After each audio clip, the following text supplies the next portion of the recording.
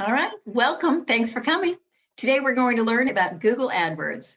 This class is brought to you by 3 organizations dedicated to helping small businesses grow and thrive in our community.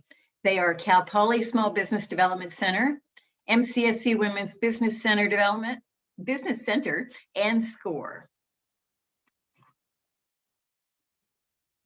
Cal Poly provides no-cost business consulting and resources to entrepreneurs and small business owners, including business planning and sourcing funding. I'm having trouble talking today, apparently. MCSC Women's Business Center provides support to individuals looking at self-employment as a viable option for their next career in SLO, Kern, and Monterey counties.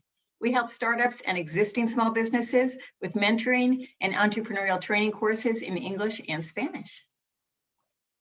SCORE provides free mentoring, workshops, and tools to help your small business. In short, we're all here to help support you. I will put our contact information in the chat box shortly. I would like to thank Steve Burnside from Clever Ducks for presenting today. With a passion to help technology make sense, Steve can often be found speaking at local community organizations and events. When not conquering the tech world, Steve enjoys spending time with his 2 boys, playing guitar, and plotting for the next guitar acquisition.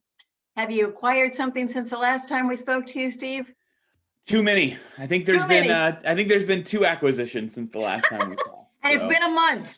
It's been a month. I know. I have a deal with my wife. So, if something comes in, I have it like at the side PayPal account. So stuff goes out, PayPal gets full, and then stuff comes in, I love it. All right. Thanks for being here, Steve. Of course. So I just wanted to launch a quick poll to see how you found out about us.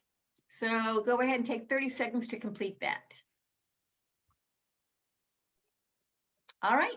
So here's a few housekeeping items. Please limit your distractions and mute your phone so you can be fully present. Steve likes to go fast, so if you want to keep up, you want to be fully present. Your video is off and your microphone is muted, so you don't need to worry about that. We'll be taking questions in the chat box, and this class is being recorded, so we will send you an email with the link once it's processed. So thank you all for being here, and take it away, Steve. Awesome. Well, thank you, everybody, for attending today's topic. If you were at the last one and the last topic was big, this one is bigger. So I really started thinking about how can I make sure in an hour that everybody here is empowered to take the next step? Because with Google Ads, just teaching about Google AdWords, I mean, that could be a 10 to 15 hour course that you need to go through. And I don't want it to be intimidating. And I realized, I think the most powerful thing for everybody to learn today is the different ways and having knowing the tools that are in your tool belt. Maybe that's the best way to describe that. So it used to be called Google AdWords. And over the last couple of years, Google has shifted that to just Google Ads. And Google Ads encompasses 6 different ways that you as an entrepreneur or your business can actually advertise through all of Google's tentacles out on the internet. So what I thought would be the most helpful to everybody is to review and help you understand those 6 different tools at a high level that are available in your tool belt, why you might want to use those tools, and then give you resources to help you get trained up on those tools so you can actually implement them for your business. So hopefully that sounds good to everybody. I hope you will be enlightened a little bit about what Google has to offer for small businesses today, and that this is all available to you, which a lot of people don't realize how much is available to them. We will go on a couple things. There are a couple pitfalls that I'm going to just point out and give just a little bit deeper. And then once again, if anything comes up, feel free to add questions in the chat. Okay, first off, I'm going to start sharing my screen here. Steve, and I just wanted to remind you that today's is an hour and a half, this session. Right. Thank you. Thank you. Thank you.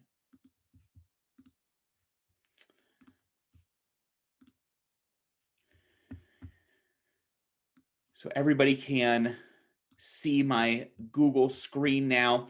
Obviously, Google is the largest search engine on the planet. Followed up, and a lot of people don't know this, but the second largest search engine on the planet is actually YouTube. And so Google owns YouTube. So the amount of people visiting and and using Google properties and assets is astronomical, which is why as a small business, you really do need to understand what Google has available to you. So we're going to start off with maybe the most simple of them all, and that is called search campaigns, or what you would kind of know as Google AdWords. So first off, if you go to ads.google.com, okay, this is what that will look like once you sign up for an account. Okay. Now, because once again, I told you earlier, Google took kind of AdWords and used to kind of do AdWords separately than YouTube, and it was kind of separated.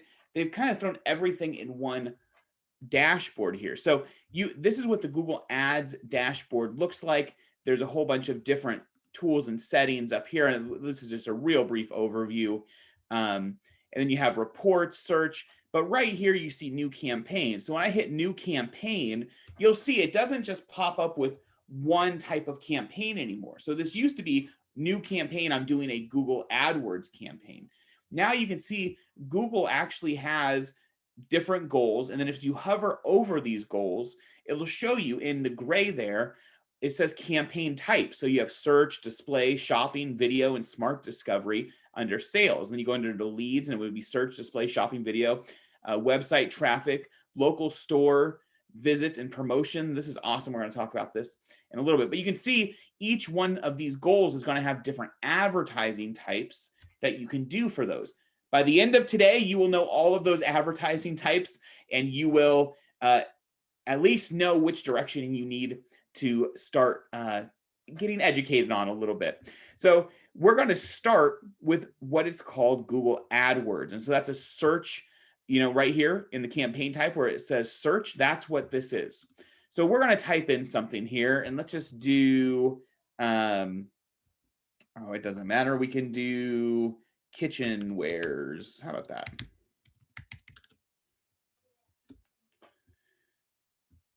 No, that was maybe a little too broad. How about pots and pans? There we go. Okay, so what we have here is this is what's called the search engine results page, SERP for short. So if you hear me say SERP, that's what this is, the search engine result page. We have a ton of ads on this page. Now, you guys probably aren't seeing this stuff over here. I have some extra widgets and things installed in my browser, but right here, you'll see that this little link here says ad for carawayhome.com, and it's Caraway cookware. And this is an ad, right? This link is showing up because Caraway Home has taken out a search campaign ad. And based on what is being placed in this search bar, they have these links popping up. Now, here's one point I want to make. These are the simplest ads to get going, but at the same time, probably it's the most important you really understand the ads, because there are a lot of pitfalls, a lot of ways you can spend a lot of money without meaning to, because they are so simple. So it's simple because all you need is text, right? There's no picture, there's no video, you just have to come up with some text and you can run an ad. Now, how these ads work is you put keywords inside, and I'll actually show you some of those real quick. You come up with a campaign, and then you have different keywords. You can see right here on this specific campaign, we put keywords here, and when those keywords get triggered by a search, you get added into an auction. And what I mean by that is Caraway Home and Made in Cookware are not the only two sites out there looking for people searching for pots and pans, right? But their two ads showed up because they won the auction. The auction, and once again, this is going to be something I want you to do more research on, but I'm just going to give you a high-level overview here. The auction has three main components. There's a dollar component, meaning what is your maximum bid. There's an ad component, meaning how good is your ad. And there's a landing page component, meaning how good is where you're sending people after they click the ad.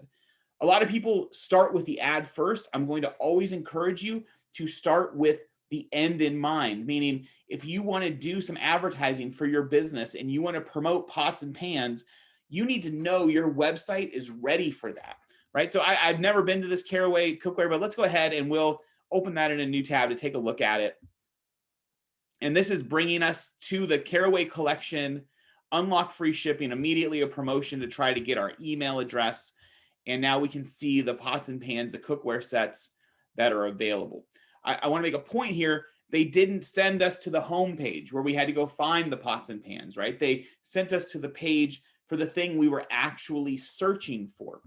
And the reason why this is so powerful is this doesn't just have to be retail. I mean, I know there's all of us out here, have, not all of us, but there's some of us in this that don't have a physical product we're selling. Maybe we're selling a service. So this could be lawyers near me, or whatever you're selling. This is really, really powerful because you can create an ad based specifically on what people are searching. So it can be very buyer intent. Now, if you had a low budget, I'm sure Caraway Home has a much bigger budget, which is why they come up for pots and pans. But if you had a smaller budget, maybe you'd want to show up for pots and pans for sale, right? Somebody that's actually showing that they're interested in buying pots and pans. And all of a sudden you can see we have new people popping up here that have won that auction, but also because most likely these people are not just wanting to show up for pots and pans, they want to show up for pots and pans for sale. And so in a search campaign, the most time intensive thing for a search campaign is two things. One, it should be the page you're sending people to, but two, it should also be thinking through your keywords. Now, I said we're not going to go real deep on all of these, but I do want to make a point on this because this is where you can spend a lot of money. I'm going to stop sharing for a second. I want to share a different screen here. And I'm just going to go to this Word document. And so let me make this text a little bigger so you guys can see it. So there's a thing called broad match keywords. Okay. Broad match keywords are essentially keywords that you give Google a lot of flexibility in what people are searching for. So if we had the word pots and pans, and this is why I really want you to think about this as just a broad match keyword. Well, say I sell pots and pans, and to me that sounds good. Great. I want to do a keyword that's pots and pans and broad match. Great. Well, let's think about all the other things that could come up with just the word pots and pans. Colors of pots and pans, or what comes up when we search pots and pans? I shouldn't have chose pots and pans. This is not one I've done before, so we might switch somewhere else. Let's go to guitar. Is everybody okay with that? Can we switch to guitar? You're gonna have a much better experience if I do guitar as a broad match, okay? So say I sell guitars on a website, right? Which is what Guitar Center does.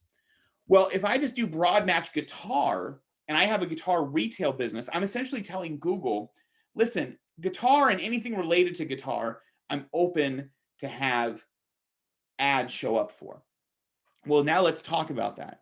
We could talk about, you could talk about anything from how to play guitar, the history of guitar, the most popular songs on guitar. If I'm not a lesson site, if I'm a guitar site, I don't care about people looking for lessons, but I'm going to show up for people looking for lessons. Literally any phrase that has the guitar in it, or even in broad match, you actually give Google the permission to even interpret that word a little bit. So it might not even say guitar. It might show up things for mandolin or ukulele, or maybe even drums, something like that.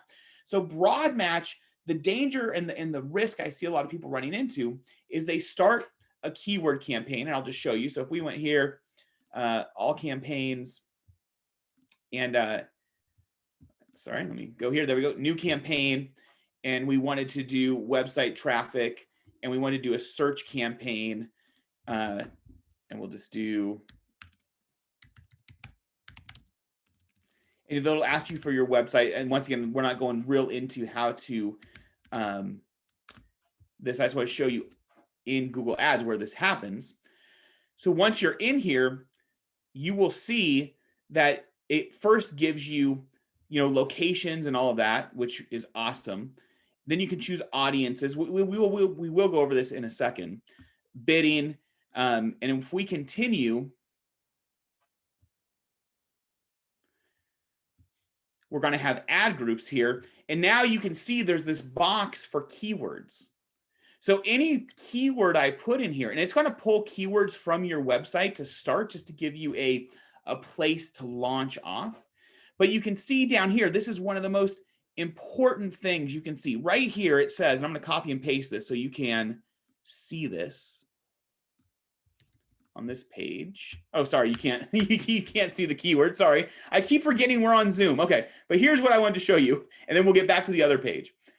So if it's just the keyword, it's broad match. And sorry, I can't see the chat when I'm sharing my screen. So that was probably a weird moment for all of us for a second, but the keyword itself is broad match. So if we have the keyword guitar, we're going to show up for almost anything.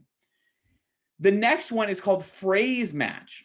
So if I did guitar for sale and I put parentheses around it, now that phrase guitar for sale has to be in the Google search. So this could say guitar for sale near me.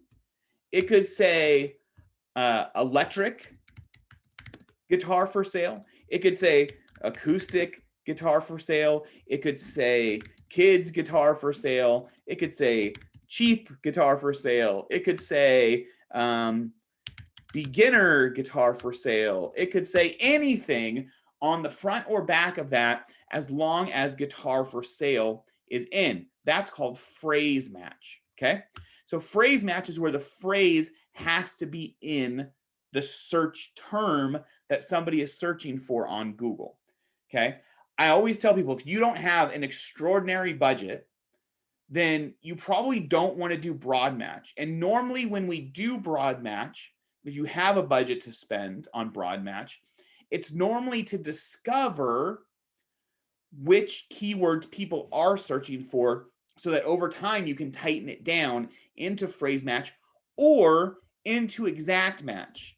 So when you put the brackets around the word, now we're on exact match. Exact match means this is the thing somebody is searching for, okay? So theoretically, and there is a little bit of looseness to this, so, but theoretically speaking, if I have the term guitar for sale and somebody searches for beginner guitar for sale, my exact match keyword will not show up because my exact match is guitar for sale. So even though the word guitar for sale is here, that is not an exact match. This would have to say beginner guitar for sale to be an exact match.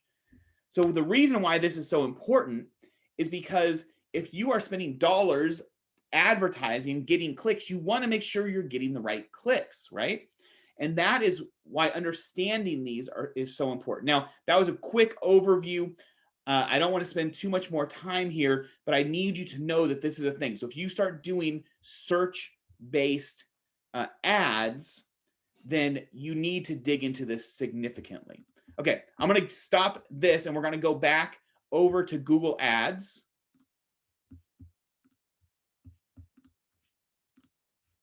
And here we are. And I want to show you now what was behind the curtain just a couple minutes ago, which is new campaign. And I'm going to do website traffic, and we're going to do search. And then you type in the business website here.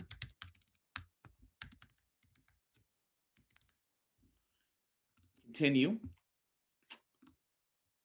Okay. Campaign name, network. So once again, a lot of the different ad campaigns, we're going to go over this because a lot of them use all of this. So this is, once again, quick overview. Networks. So we have search network and display network. We're going to do search network here. So search network, that's what we're talking about right now, is when somebody types into the Google search engine and it pops up in search, okay? Then you do get the ability to choose where locationally your ads show up. This is really important for all the different campaign types, because if you're a local business like a restaurant or a coffee bar, or you're a service business that only services local, then you don't want to show up for all countries and territories, right? You want to show up locally. So you can enter a location and you could say San Luis Obispo right here. And you can see San Luis Obispo County. or I have the city here, which is 150,000. So I can target, exclude, or do nearby for any location. So once again, thinking through that, we could choose California, but exclude certain cities. We could choose the US and exclude certain states. We could say, okay, San Luis Obispo City and nearby areas. You could choose just certain cities. If you have an office in San Luis Obispo and in Bakersfield and in Santa Barbara, you could choose just those 3 cities. So if we did San Luis Obispo and we targeted, and then we can enter another one, and we did Santa Barbara,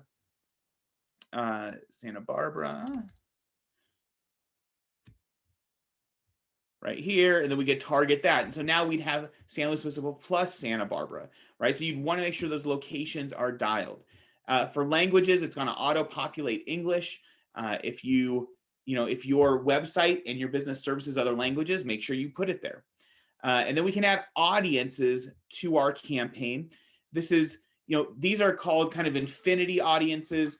You can choose, now the website I put in there is a painter. So you can see it showed audiences for us for painting services. So based on advertisers like us, paint, home improvement. So we can kind of choose these broader audiences if we want, for people that are searching for things like what we're doing. One of the balances we run into in San Luis Obispo specifically, and in towns that are smaller, is all of these kind of filter down options sound really good until you realize you've chosen so many ways to filter down the audience that there's really not enough search traffic to even spend your budget. So one of the things I suggest, if you're targeting just San Luis Obispo, sometimes things like this can actually be more of a hindrance than a help. You're going to have to make that decision, but it is it's important that your audience size is big enough so you can actually show ads to people. Now here's where your budget is, and we're going to set a daily average budget for the campaign. This is always a question that comes up. What should your daily average budget be? In AdWords, it's all over the place. I will say the average cost per click right now, I think is in, like, across all industries, is in the $2 to $3 range. So, if you have a $15 budget, you might get 6 or 7 clicks out of that. So the thing with search campaigns is, generally speaking, when I'm talking with people, they are the largest budget campaigns of any of the ones we're going to talk about, because $2 to $3 per click is actually pretty high. Now it's high because these campaigns are really easy to do. I just need some text. I don't need a picture. I don't need a video. I just put some text out there. It's also why it's so important to understand your keywords, because you don't want to be paying $3 a click for keywords that don't matter to you, right? So I'm just going to put $30 in there just for the sake of argument here. And then it asks you what you want to focus on, right? So we have conversions, we have conversion value, clicks. Those are kind of the 3 main ones. You can set up through, if you go to tools and settings, there's a section here called conversions. You can set up different conversions on your site. So that could be a sale. It could be somebody signing up for a newsletter, or, contact information, a form to fill out. So that is, you'll want to make sure those things are set up so you can track how well your campaign is or isn't doing. Now down here, there's a bunch of different site link extensions. These are specific for search, these search campaigns. So we won't go too deep into them. They're pretty self-explanatory if you do dig into them later on. But here's finally the page I wanted to show you, which is the actual keyword. So this is the box where we're going to put those keywords in. And you can see Google goes to the website that we've put in here and pulls out keywords that it thinks it should be good, broad match. Now notice, remember that page I showed you, there was no brackets, no quotations around these words, which makes them broad match. So now you can see on the right, ad group 1, based on a cost per day of $30, our average cost per click. Now, the average cost per click in certain industries is extremely high. When I said the average across everything was between $2 and $3, that does mean everything. Service industry, so painters, plumbers, anybody in those kind of trades, the cost per click is definitely higher. For legal, lawyers, CPAs, things where there's a definite high value per client, the cost can get much higher. I've done some work with lawyers that are averaging, that are willing, not just averaging, but willing to spend $50 to $100 a click. And that is a reality in a lot of big cities, that San Diego, Austin, Texas, Los Angeles, those costs per clicks get really, really high, but the average value for them acquiring a new client, they make a lot of money on that. So I bring that up because in this world of painting, the average cost per click is going to be $11, $12, $13, $14. It's a highly competitive market, big margins. People have money to spend on advertising. And you can see that if I'm spending $30 a day, they're anticipating I'm going to get 3 clicks per day. Now, once again, now I want to go through here and I'm going to get rid of a lot of these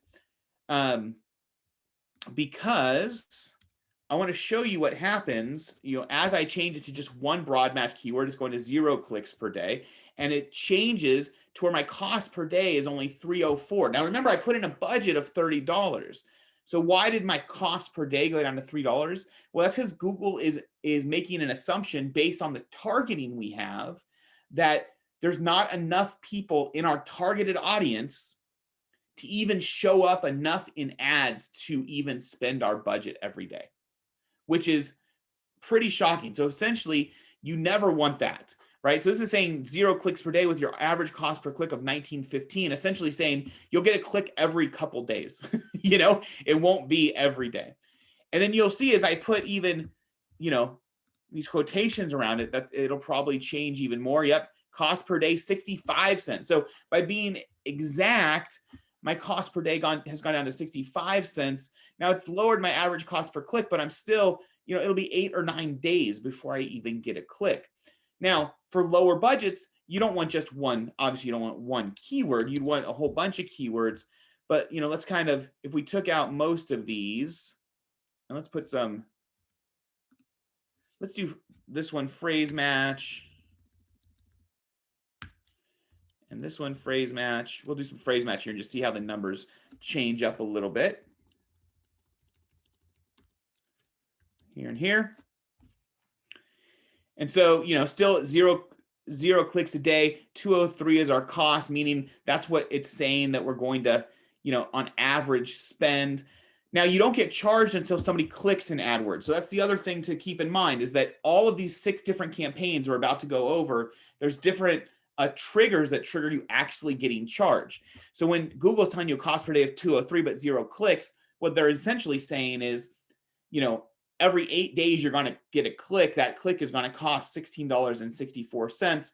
You divide that out by 8, and then your average cost per day is 203. But you don't actually get charged until somebody clicks on the link. That's one of the really powerful things about these search campaigns is that you're only spending money when somebody acts.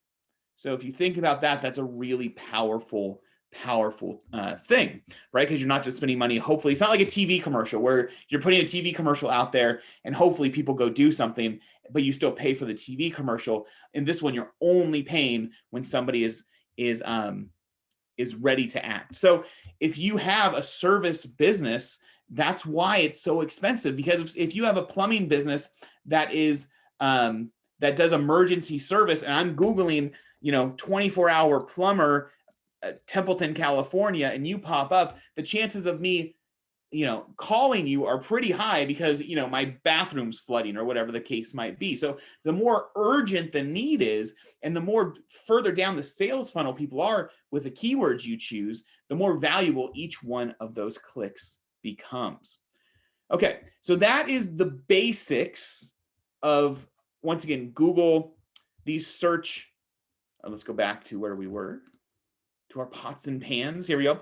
These search ads, right? So that's how these get populated. People just go into their Google, the back end there, and they type in an ad, and actually the next page, the save and continue here, is going to take you to where you're actually going to set up your actual ads and ad groups. And so you can see it gives you some options here. You just put in your URLs and your headlines, and Google is going to walk you through this. And there's a little button here where you can see where it looks like on desktop, and you can see that the formatting that looks exactly like the formatting of this. So it's going to take you step by step through creating those ads. So that is ad type number 1 in Google Ads, is search ads.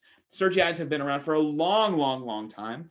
I started doing search ads in the early 2000s, and how it all worked was very different. I will say this. It used to be pre-2004, it used to be just the highest bid won this spot. Okay. So what that caused is that big companies that had huge budgets were always getting the top spot, but they weren't necessarily the best candidate for the searcher. Now, the reason why Google became the #1 search engine is because they do the best job connecting what people are searching for with people that can meet the need they're searching for. So with that in mind, Google changed the whole ad auction strategy in 2005, I believe, to where the budget is a piece of it, but the budget is just a multiplier in a sense. So if you bid $1 a click, but you have an amazing ad, an amazing landing page, your chances of showing up are significantly higher. There's a thing called, Google gives you essentially a score on every ad you have, and that score is multiplied by your bid amount to give you your ranking. So real quick, so say we have a bigger company that has a huge budget and they're willing to spend $8 a click on something, but they don't spend much time on their ads. They're just really relying on just having a big budget, and their quality score is a 2. Okay. And so they have $8, quality score of a 2, 8 times 2, 16 is their rank score, if you will. Okay. Well, say we don't have that type of budget, but we have time to work on our ads. So if our budget is $4 a click, so half of what that first person was, but we really work on our ads and we get our score up to an 8, well, then 4 times 8, right, is going to be much higher, right, than the 16 that we had from our competitor, right? So 32. So even though our bid amount is lower, we will actually show up before the other competitor because the quality of our ads is higher. And Google implemented that to make sure huge companies like Geico, and I saw this actually because I had an online paintball store back then, where you would see ads come up because people would search for paintball equipment, and Geico was like, hey, people that play paintball need insurance, we might as well throw an ad up here. And so there were ads showing up for almost everything. They weren't relevant. It was all over the place. And so this new ad bidding process has really changed the whole ad dynamic to where if you have a smaller budget but have time to work on your ads and get that quality score up, then you can still win and you can still compete. So that's the quick down and dirty overview of search ads. Steve, can I interrupt you for a question please. Regarding that? Yep. Can you explain again how quality is determined by Google ranking? Yes, thank you. So quality is a 3-tiered approach. So let's go back to my Microsoft Word document here. So your quality score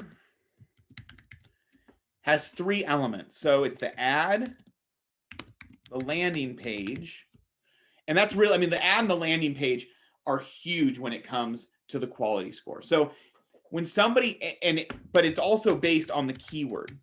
So somebody searches for guitar lessons near me. Google is going to look at the ad and how good the ad is. And they look at a couple different things, but they also want to see, are the keywords people searching for, are they in the ad? When the ad shows up, are people clicking the ad, right? So that ad has to be very relevant to the keyword. So I've seen some ad campaigns where somebody has a single ad and they've put 30 keywords in there for that one ad. You don't want to do that. You want to have one ad and maybe 5 to 10 keywords for that one ad, because there's only so many keywords a single ad can appropriately target. Okay. So now that our ad is dialed in, we want to look at our landing page. So Google does track when people click, when they go to the page you send them to. Are they staying there, or are they just clicking and going, there's nothing here for me? Are they leaving? Google also does scrub that landing page. So meaning if we had guitar lessons near me and the page, right, the page people click onto, if it's not talking about guitar lessons, then that's going to lower our score, right? So Google scrubs the page and makes sure where we're sending people is actually a relevant place. And then each one of those is all related to the keyword, right?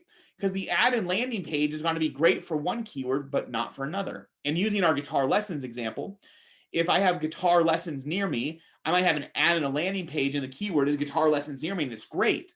But once again, if I had a guitar shop where I had guitar lessons and I changed out that keyword with the same ad and same landing page that said guitars for sale near me, well, that's going to be a lower quality score, right? Because that's not what people are actually searching for.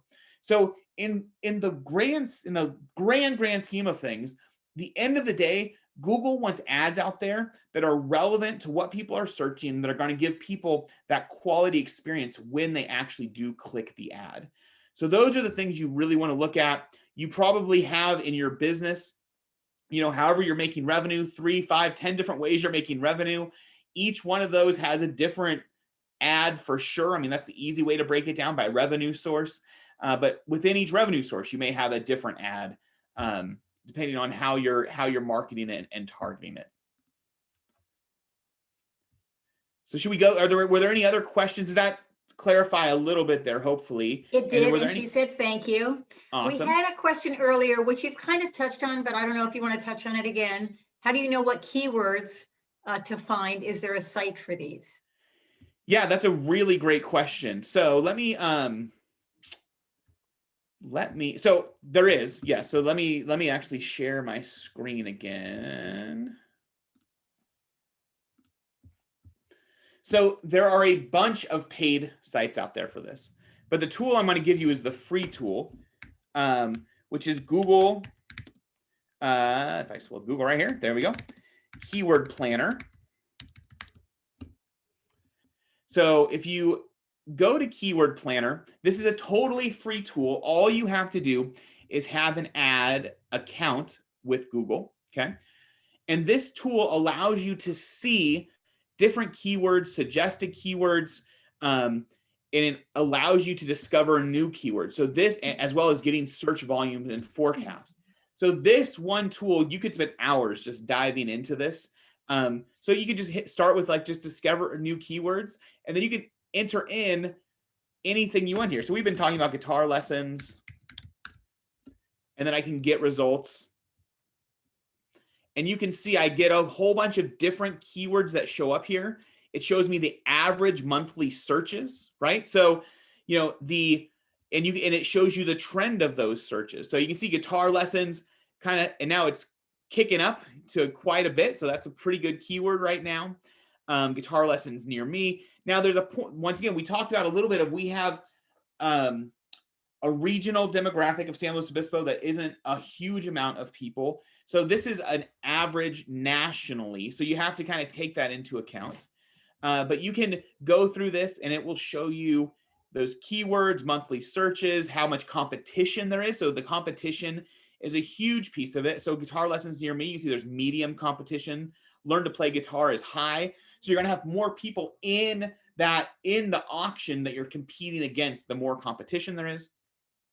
And you can see top of page bid, low range, and top of page bid, high range. So this is essentially showing you about the budget range for each of these keywords, the estimated budget range, depending on your ads and quality and things like that. But this is the estimated range. So you can see here something like this where guitar lessons, low competition, here's kind of the average.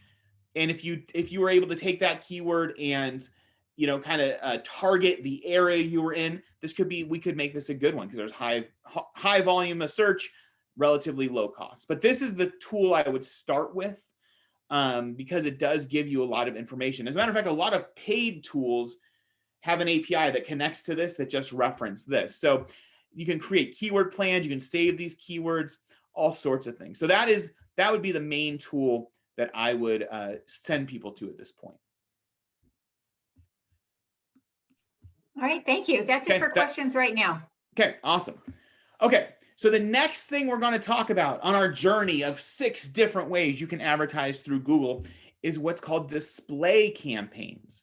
Now, when you're in your Google Ads account, okay, once again, when we go to, let this load real quick, new campaign, and you hover over these different types of goals, you're going to see that we have display down here in a lot of these. Well, display. Did you want to be sharing your screen right now, Oh, Steve? I am the worst at this. Oh my gosh. Yes, thank you for catching me. When do we get back to in person? And I don't have to think about that. Soon. Okay. Anyway, so in here, in your Google ad, right, you see in here that when you hover over each one, you'll see that under campaign types, there's display. Display advertising. So this is a site Engadget, but you all know what display advertising is, whether you realize it or not. So display ads are these ads that show up on websites all over the world. You see one right here from Upwork. And this is a display ad. It's an ad that displays on a website, right? As we scroll down a little more, there's another one here. And then we have sponsored links. And then even if we click into one of these articles, I'm sure we have another display ad right here. So display ads are literally ways for you to get on websites that you can display your visual ad on, and you can get on the world's biggest websites out there, right? I don't know if I have, let's see. Let's go to NewYorkTimes.com and just see what happens here. So here you go, right at the top, NewYorkTimes.com. This ad up here is a display ad from B&H, right? So display ads are ads where you create images. And there's a bunch of different ways to do this. Once again, this is one of those things where if display ads feel interesting to you, then you definitely want to dive into learning more about display ads, because there are requirements for sizes and images and things like that. But you can literally show up on the world's biggest websites. And the beauty about display ads is they are significantly less expensive to run than search ads. The balance with that, though, is that on a display ad, you're not necessarily displaying your ad to somebody that's interested in your service right now, right? On search ads, we can put a search phrase in there, or what we want to show up for somebody that's looking for guitar lessons right now. On display ads, if we're displaying for guitar lessons, well, they might have shown interest at some point, but we don't know for sure they're interested right now. Now, one of the things to take into account with display ads, one of those powerful tools for display ads, is remarketing or retargeting. So that's where when somebody goes to your website, they get tagged, right? And then when we show display ads, we can choose the audience of people that have already been to our website. By the way, that's why I'm getting this B&H ad, because I like going to bnh.com. And when I go to this site, I get tagged, right? And now when I go to other websites where they allow display advertising, B&H is showing me ads because they know I've been to their site. So for me, what I tell most people is display advertising can be great for brand awareness, right? Not everything we do in marketing, it's just a truth. Not everything in marketing generates a sale right then. Marketing is about creating awareness about your company so that when somebody is ready to buy, you become first, top of mind. Now, so you can use these display ads as top of funnel, right? Like maybe you're using these because they're much less expensive to just create awareness about the company, the brand, things like that. You can take that all the way down the funnel to showing display ads, if you have enough traffic on your website, to people that have been to the website, and now you're showing display ads to them. And this is, these ads show up everywhere. I don't know. Oh, yep. See, KSBY, our local news. Here's an advertisement right here. Here's B&H again. They're after me. They're after me everywhere. So, here's actually another ad right here. This banner ad, this Bowflex banner ad right here. So there are many different types of display ads. I mean, you could be on Yahoo, and you're going to see they will often show display ads. Let me jump into finance. Maybe it's yep, there you go. The ads are going to show up right there. You see how it's white there for a second? It's because that's actually doing the auction, figuring out the auction, figuring out who should show up. And there it is. So those are display ads. Okay, that's about as far as we're going to go with those. You need to know they exist. If they sound interesting to you, I am going to give you some resources to learn more about that on your own. Number 3. Well, I'm going to do number 4 first, And then we're going to get to number 3. Number 4/3 is shopping ads. So if you are selling a product, if you have a Shopify site or a WooCommerce site or something like that, these shopping ads are very powerful. So these aren't these ads. So you see I have pots and pans for sale here, but you can see these ads down here. So where it actually shows me an image of the product, it shows me the title, it shows me the price, it can show me the rating if I want. This is all advertising, right? And what I don't want anybody on this webinar thinking is that this is just for the big boys. This is for anybody that has some marketing budget. You can do this, okay? So these display ads are very, very powerful. So if I typed in Gibson Les Paul for sale, which is a type of guitar, you'll see right here, here are these shopping ads, Guitar Center, American Musical.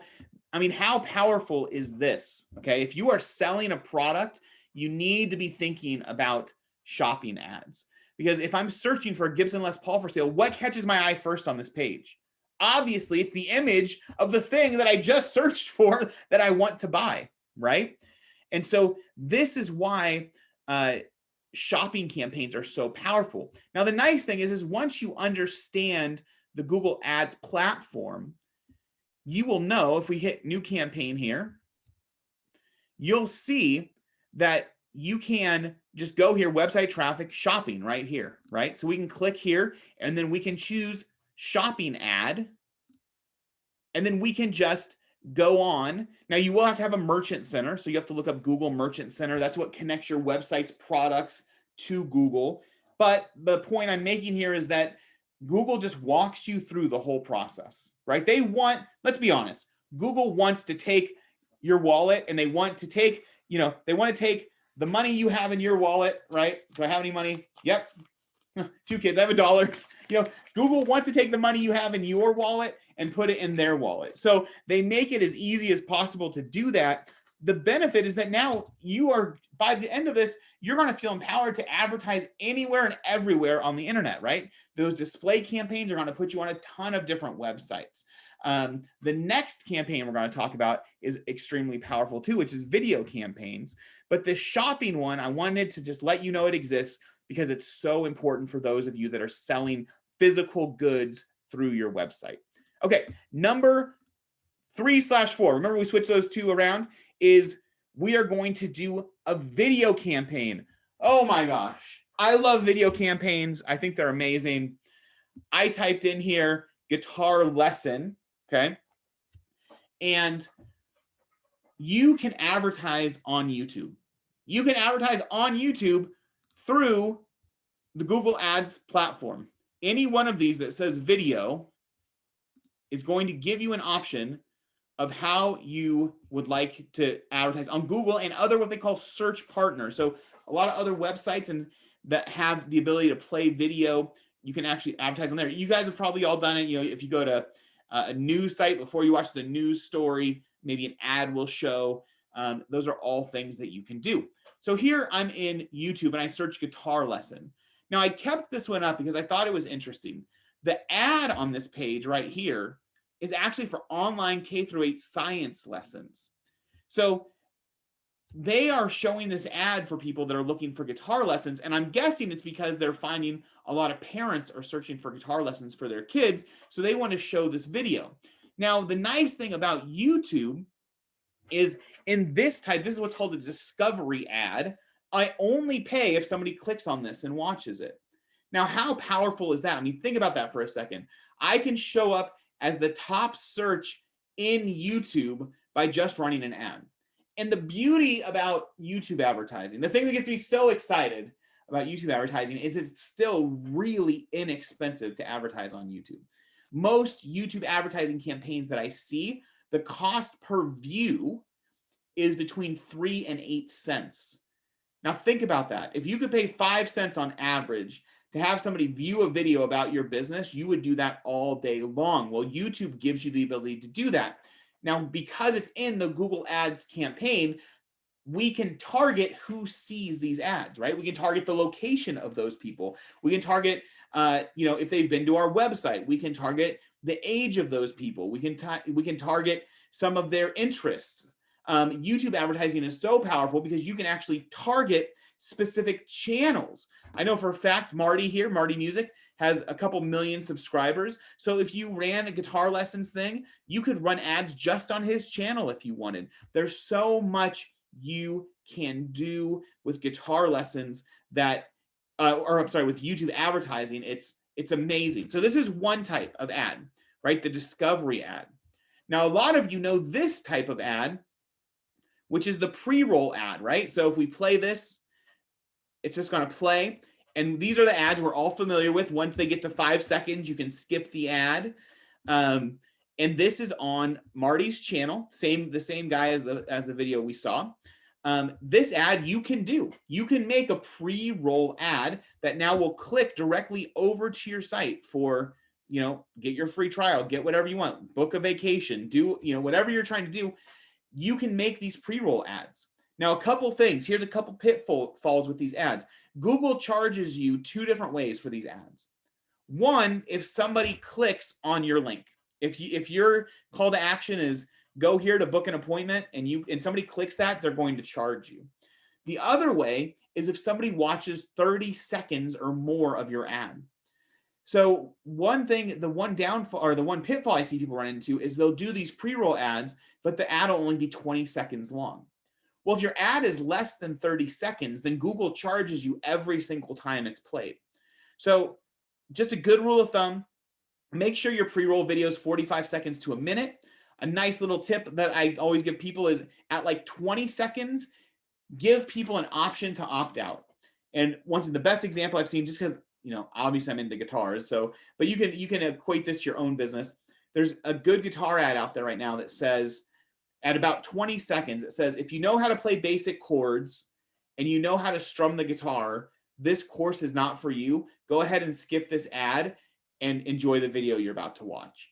The reason why that's such a big deal is because they're trying to get people that are not good fits for the ad off the ad before 30 seconds so that they don't have to pay for that person's view, right? So that's really, really cool. So this is the pre-roll video. And you'll see down here as we scroll down, here we have a display ad right here. And sometimes you'll even see ads down here also that are more discovery ads. I mean, I want to just take a second and talk about how powerful this YouTube video advertising can be. So regardless of what your business is, there are probably people searching on YouTube to learn more about it. So if you take people on exotic vacations, there are probably people searching for things like, best exotic vacations.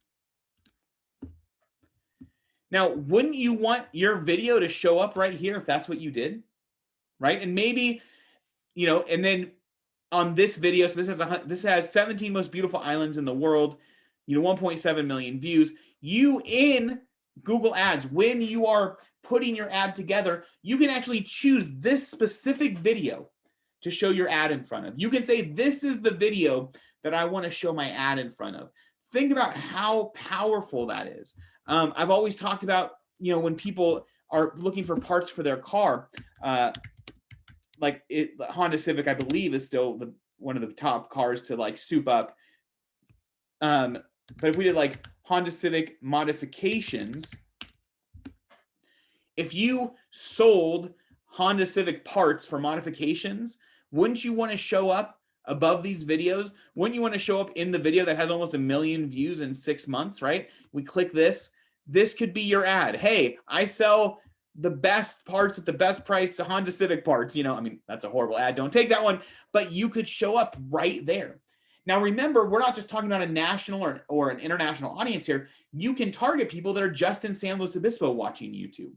So if you have a local business, your ad can show up right there.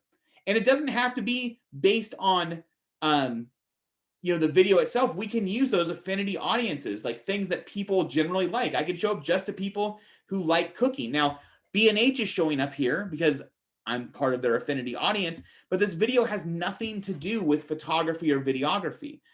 I'm seeing the ad because I'm part of the audience. So you could go either way. You can show your ad in a video that's very specific to the ad, or you can show it to the people, regardless of what video they're watching, that are interested in what you are offering. This, my friends, is huge. And so many small businesses, even medium-sized businesses, don't take advantage of this because there's one big hurdle. And that hurdle is you have to make a video. And so what happens is you'll notice here, the easiest ad to get involved with is search, right? We talked about that. All I need is some text. I don't have to do anything else. I could get a search campaign up in 10 minutes. Now, would it be a good one? Probably not, because you want to do the research, but it's the easiest to get into. It's also the most expensive. Why is it the most expensive? It's the most expensive because it works, but also because the most amount of businesses are putting money there because it's easy. It's just easy. And that's the bottom line. It's easy. I can target people right, when they're in their buying decision. Everything about it is kind of easy. And then we move to the display ad campaign, right? The display ads are not as easy because I have to create an image, and they're less expensive than the search ads, but more expensive than the video ads. And so now then we have search, right? Like I can go onto Canva or PicMonkey or Photoshop or wherever I create images, and I can create an image and I can have a display ad up and running. Then we get over to YouTube, where the supply demand curve is much different. There's a lot of supply available for ads, and the demand is meaning that you can get clicks. I have a buddy that's running an ad campaign right now that's getting like a penny a view on YouTube, which is crazy to think about. I mean, how far your marketing dollars could stretch. So you spend money on the video, or maybe you can do it yourself. You have a cell phone, you get a decent mic, you make it happen. It's the least expensive, but there's the biggest hurdle, right? That's the kind of dynamic we're talking about here. Is like, you can, if you don't have a huge marketing budget, put the effort and energy into creating an ad and get some YouTube ads up and running, right? Now, then you don't have to spend a lot of money a day. I tell people with YouTube ads, I mean, you can spend $5 to $15 a day and get some decent results because of the cost difference there. Okay. So there you go. That is video ads on YouTube. There's so much there. You really have to dig into it. Okay. The next one, number 5, and you can just, you'll just have to look at my face at this point, because number 5 is app campaigns. So there are specific campaigns to promote your app across different channels, if you will. So you can do it against, like, your app can show up in Google search, it can show up in Google Play, YouTube Discovery, and also on all of those sites that Google has and all the apps that Google advertises in, right? Like, so you've all had an app on your phone that's free, and there's normally advertising in it. That's how they're paying to have that. So if you have an app, which, this is why we're not spending a lot of time here. It's a very specific niche audience, but you can use app campaigns to get downloads of your app. Jumping in to what could be, for some of you, the most important, that is Google Local. And I'm not going to forget to share my screen here again. I'm going to do it. Here we go. Awesome. Okay. Let's go to Google here. And let's say,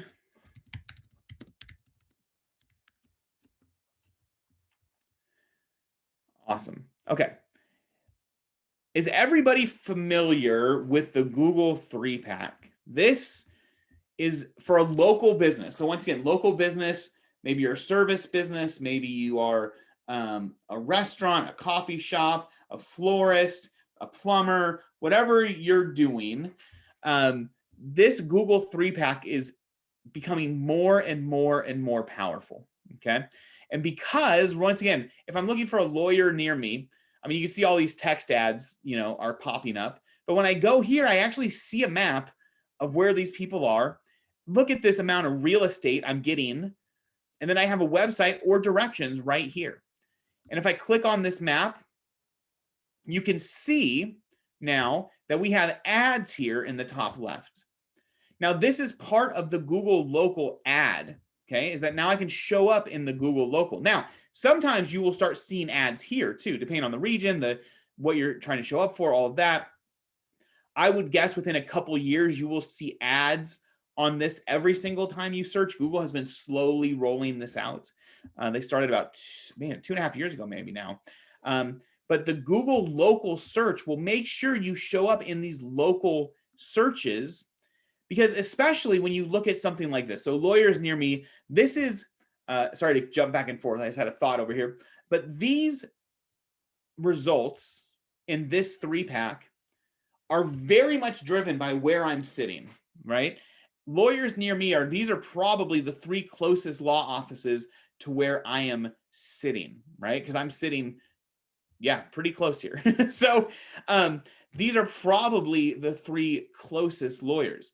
Now, for a lot of us that are local businesses, we would want to show up in that 3-pack, but maybe we're 3 or 4 miles away. You know, if you're in San Luis and somebody is searching over by the airport and you happen to be over near, Foothill, you don't want to not show up. I mean, you're still in San Luis, you're still local, right? So that's where those local ads come into play, is that we can now start showing up. And once again, depending on the business and depending on a couple factors, maybe it's here, but at least it's here, right?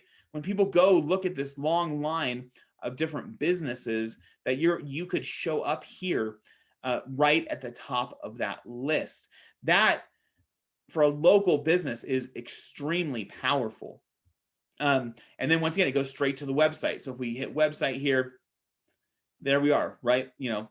Now notice, and I believe he does business outside of the Central Coast, but you can see the page it land, established Central Coast personal injury attorney.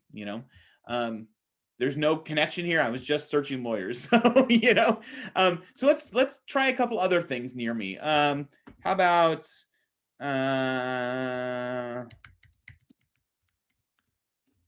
if there's any ads for coffee shops.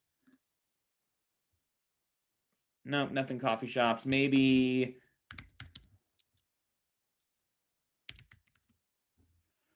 Oh yeah. So plumbers, right? Got plumbers showing up here. We'll go back.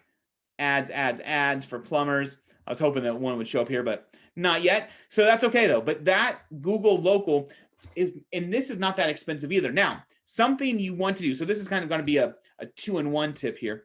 You need to go to Google My Business, which is, if you just search Google My Business. Okay. You need to sign up for this account. This is where Google is driving. This is where Google is getting the information that's filling out that 3-pack. Okay. So you can see they're using Chicago Music Exchanges as an example, which is kind of funny. But this is where you're going to go in. You're going to set up a business profile. You're going to set up pictures of the business, location, hours, all of that. And if we look here, you see where it says open 24 hours, closes at 5. This is where it's driving all that information. That Google My Business account, I always tell people, for the best results, you got to give Google what they're asking for. So when you go into Google My Business, it'll ask you for, hours you're open, contact information, locations. It'll ask you for pictures of the outside of the building, pictures of the inside of the building. Anything you can give Google, you want to give them, because once again, we talked about earlier, Google's whole job is to match people who are searching for something with the best fit. Well, the more information you give them, the more they can discover if you're the best fit. And they really like it when people fill out that Google My Business.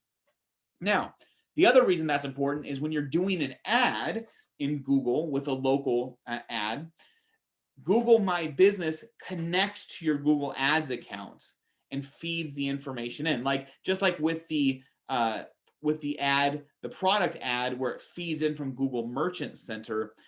This feeds in from Google My Business. So the 3-pack, the Google local, I mean, this is becoming such a powerful tool for local businesses that I want you to show up organically without paying for it, which is why I want you to really dig into Google My Business. But also, as far as an ad perspective, this can be a really strong tool for you to make sure you're running ads there. Okay, so that is the Google local campaigns, and that is all 6 of the campaigns. So let's go over those real quick, the 6 different campaigns that you can run in Google, and then I'm going to give you a tool to learn some more about it, and then we're going to maybe open it up for Q&A here in the last 20 minutes. So let's go over the 6 different campaigns that you can do in Google, right? Once again, we're filling your tool belt here. So one is Google search campaigns. That's where somebody searches on Google and your ad will show up in text. Number 2, we have display campaigns. Those display campaigns are images that are going to populate on millions. I think it's over 3 million websites that Google has partnership with. I'm sure it's more than that now. That your ad can show up, and you can have that ad show up because of what's called an affinity audience, meaning somebody's interested in the thing you're selling, or it can be because somebody's been to your website. There's different ways you can make those displays show up, but the display ad is number 2. Number 3 is we have video campaigns. Those video campaigns allow us to take advantage of the 2nd largest search engine in the world, YouTube, and they are a very, very, very low cost, and you can get really creative and make awesome, awesome videos. You can also do remarketing with videos. I don't know if I mentioned that, but that's where people go to your site and then go to YouTube. That's what the B&H video ad was doing with me. It was retargeting me because I had been to B&H's website. Number 4, we have shopping campaigns. So if you have, in the last, maybe not in the last, but a lot of people in the last year or 2 have set up Shopify sites or WooCommerce sites. This is where you can get those products out there on the shopping. Right when people search Google, you'll show up in those shopping listings. Number 5 is your app campaign. So if you do have an app, you can promote your app right through the Google Ads dashboard. And number 6 is those local campaigns. Okay, so now I've just given you the 6 ways you can advertise on Google. The reality is, before you go spend your marketing dollars, you need to dig in to whichever one of those is going to be most relevant to you. So one place I like to go is Skillshare. You could go to Udemy. There's a lot of different online courses, okay? But Skillshare, I'm going to put a link to this in the description here. Skillshare is a site that allows you to, it's $15 a month. So if you click the link, and I think it's a 14-day free trial. So if you click that link and sign up, at least get the 14-day free trial. But if you sign up, Skillshare is like a Udemy, if you're familiar with that, but there's hundreds of thousands, I would guess, different courses on Skillshare. One area they have is definitely Google Ads. So when you sign up, like I said, it's $15 a month, but that gives you access to unlimited courses. So other course websites, how they work is it's, you pay $10 to $50 to $100 for the course, and then you own the course. This is a little bit different where it's a monthly fee, but you can access as many courses as you want. So Google Ads, this one right here, Digital Marketing, the Complete Google Ads Masterclass. This is a good one. You can see this is 13 hours long. Steve, did you want us to be seeing your screen? We need a jar. Like when you have a jar when your kids say bad language and they put $1 in? Yeah. I feel like I need a $1 jar. Okay. For every time. So I owe you like $4 now, I think. Are we up to 4 already? I think I thought we were only at 2. I'll take it. Okay.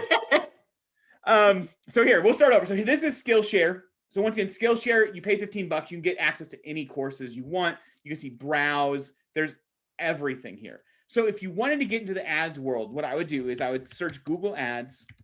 Okay. Digital marketing right here. This one, it's 13 hours long. I just want to make a point here. This is the type of in-depth research you want to do before you start spending a lot of money. Like if you're going to go spend $100 on a campaign to test it out, fine, do that. But when you make this a serious part of your marketing effort, you want to have the knowledge. You want to understand why things are going certain ways. This course is awesome. And like I said, you get that 14-day free trial. So you could get in here and you can see they talk about everything in this course, okay? Keywords, negative keywords, split testing. I mean, all sorts of different stuff. They get into YouTube. Something like this could be an awesome tool. But here's what's cool also, once again, I'm just trying to empower you here with something like Skillshare, is say you decide YouTube is like totally for you. You could do video production, and you could find a course on how to record videos with green screen, or whatever you need to do to make your ads work, whatever you need to be creatively. And I would even take this past the ads. Anything in your business you need, you could find a course on it, a pretty good course on whatever you need. Maybe you need photography because you want to do some display ads with photography, right? And we have photography, iPhone photography, how to take pro photos on your phone, right? I mean, this is something you could really do and really dig into. And these courses are not that long. So for an hour, you spend an hour, you learn how to do great photos on your phone. You can use those for your display ads, or maybe you use those for some B-roll cuts and stuff like that in your videos. So there you go. Outside of my inability, it seems like, to remember to switch to the screen, to the new screen, that is what I wanted to empower you with. I think we have about 15 minutes if we want to open it up for Q&A at this point. Okay, we don't have any questions in there right now. We'll give people a time to type, but I'm almost up to a venti cup of coffee. So let's keep going. Are. We're going to be filling up this cup of coffee by the time we're done. I have a feeling. Oh, that's so funny. This is why, it's, I'm sure you get this from a lot of people, but just being able to just have a whiteboard, in front of everybody. But other than that, we can, how did you get trending keywords to show on your Google page? Excellent question. Look, I'm not adding to the coffee fund. I'm hitting share screen. Here we go. Okay. So what's being referenced there is, I was typing guitars as a search. And on the right here, you can see I have trending data here. This is a tool, a plugin called Keywords Everywhere. You can see it's right here, Keywords Everywhere, and I think that'll take me to the website. Yep, there you go. Keywords Everywhere. So keyword research for you as you go. It's on Chrome and Firefox. And the cool thing about Keywords Everywhere is it's really inexpensive. So $10 buys you 100,000 credits. Credits are only used when you load metrics. So you can kind of see the trend here. If we did like the last 12 months, there's the last 12 months. But then you can see the trending keywords. And let me see if I have any. I don't have any credits in my account right now. But if you did that, it would load metrics of, search volume and I believe it's search volume and competitive score. And it's really cool. I mean, I love this because once again, it does give you a good idea, even of the free version, of just how things are trending over time. And you can see like things like guitar from 2016 to 2020. You can see it's, there's peaks during November, December, during the holiday season, and it goes from there. And then it shows you other trending keywords that are relevant. So here's how you can use this totally free, right? Remember we talked about that Google Keyword Planner. These are in order as far as like volume. So you could take this Firefly Guitars website or whatever it is, Firefly Guitars, put that into the Google Keyword Planner and see what that comes up with. And that's a totally free way to really do some really powerful keyword research. Another site which is good is SEMrush. This is more of a premium product, but this tool is good for keywords and SEO things, but you can also find keywords through this, as well as see your competitors' keywords. This actually has a lot of really neat features. I think it's about $100 a month, though. $120 a month is what that one runs. But that does allow you to put like a competitor's website in, and then you can see what ads they've run in Google, and it'll show you past historic ads, so you can actually reference their ads for your ads. So that's kind of cool too. Okay, let's see. I'll be teaching at the end of the month. I've been experimenting. I have a campaign running and set up my keywords with themes. Is that at all effective? Okay, I'll be teaching that at the end of the month. I have been. Let me explain that one. That's one of our consultants with MCSC, and we're putting on a class that she's going to be teaching about using your cell phone for advertising. How to take great photos. Awesome. So, what you would want to, and I guess the question is their keyword with themes, is that at all effective? The broader the theme, or the broader what you're advertising for, it's just about how much money you want to spend and how, and how much you want to get out there. So when you're running campaigns based more on a theme versus like a very specific keyword, you just have to make sure you're checking the campaign and learn about negative keywords. That's where negative keywords come in. So remember how we talked about positive keywords. So if somebody searches guitar lessons near me, we're going to pop up. But there's also negative keywords, which are keywords that disallow ads, meaning I might have a positive keyword that says guitar lessons near me, but I might have a negative keyword that's drum lessons near me, because maybe I don't give drum lessons and I don't want Google to assume I give drum lessons. So when you do things that are more thematic, it's important because you can go into the Google ads and see what keywords have triggered your ads, that you're doing, you're making keywords you don't want to show up for negative, because there's keywords out there we just never think about. So the danger of more thematic is that you could potentially be paying for a lot of ads that you don't mean to be paying for. So you just have to keep a closer eye on them and make sure you're leveraging negative keywords. The next question is, Google has called me up to set up my campaign. Can I trust this, or is this mainly a ripoff? So two things. If Google themselves are calling you, there's two different calls that happen here. Okay. If Google themselves is calling you, it's actually a decent thing. I've worked with some internal Google people. They're great. They do want to make your campaign work. That generally doesn't happen. Like Google specific people, unless things have changed, but Google specific people like that work for Google, that are employed by Google, are normally calling you once you hit a certain budget. So, once you're spending a couple $1,000s a month, they'll start calling you. There's a second group of people that are Google partners that get your name from Google when you sign up, and they will call you. They are trying to charge you to run campaigns for you. So when somebody does call you, I always ask the question, are you employed by Google or are you a partner of Google? It's two totally different people. If they're a partner of Google, they're probably trying to get you to pay for services they offer.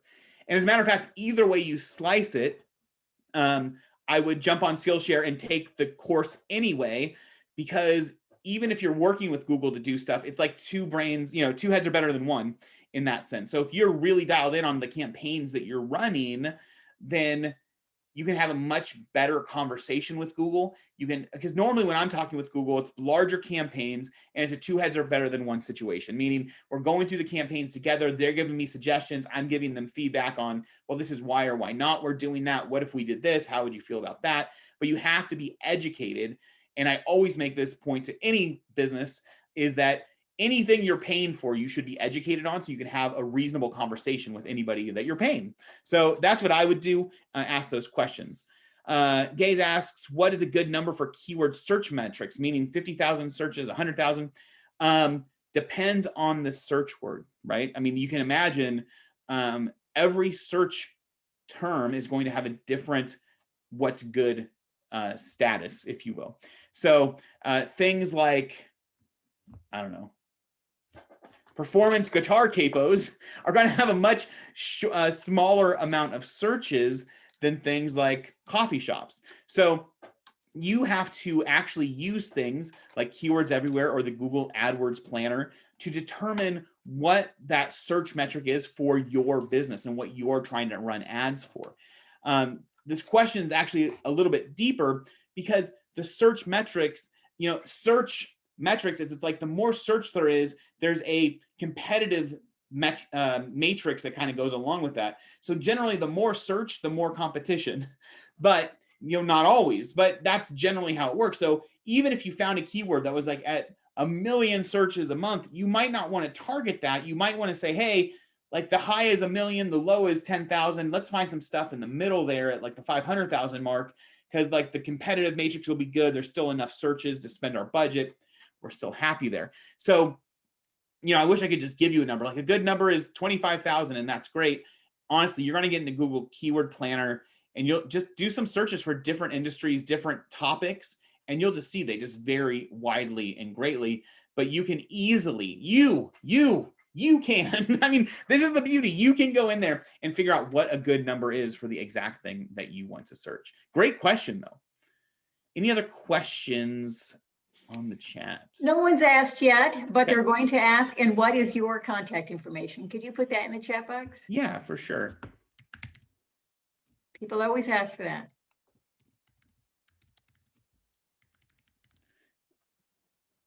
And Gay says thank you. There we are. Of course.